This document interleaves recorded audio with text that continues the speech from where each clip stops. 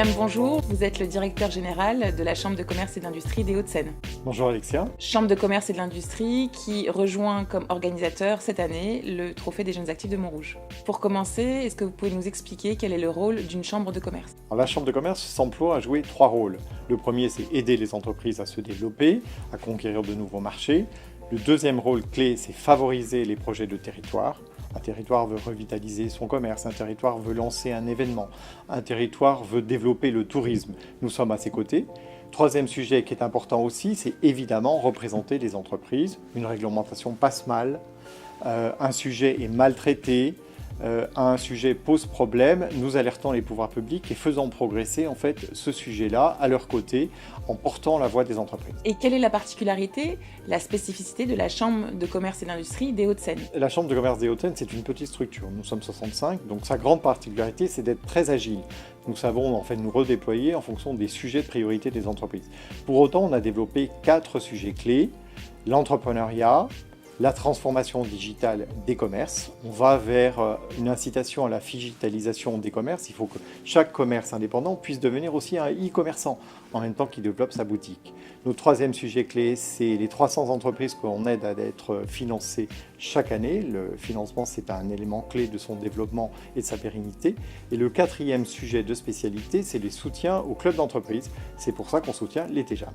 Est-ce que vous pouvez nous indiquer quels sont les principaux écueils, les principaux dangers lors du démarrage d'une entreprise ? Il y en a beaucoup. J'en vois 4 principaux. Le premier, c'est d'avoir mal calibré son financement et de risquer de mourir de sa croissance, de son développement. Ça arrive très souvent.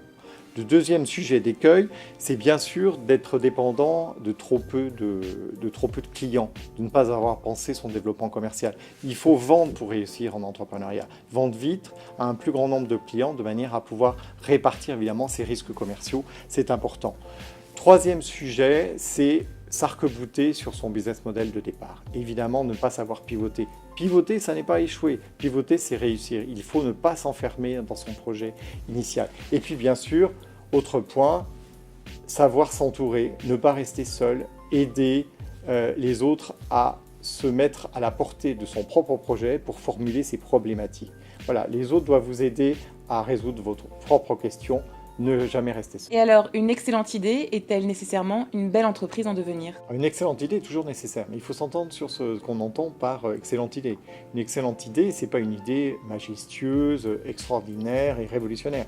C'est une idée simple. C'est une idée qui correspond à un besoin réel, perçu ou non perçu pour les clients, mais qui correspond à un apport de valeur évident.